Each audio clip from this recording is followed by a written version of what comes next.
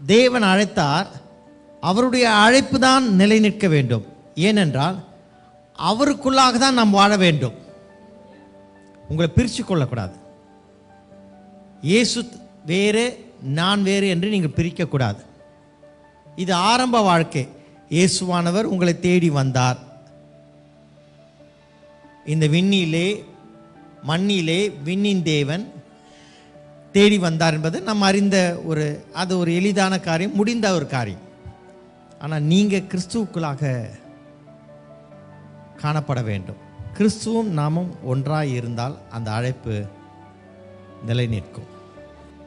நான் அழைக்கப்பட்டிருக்கிறேன். Yes, I am invited. கிறிஸ்துவுக்குள்ளாக நான் வரும்படியாக நான் அழைக்கப்பட்டிருக்கிறேன். இன்வைட்டட். We all இன்வைட்டீஸ்.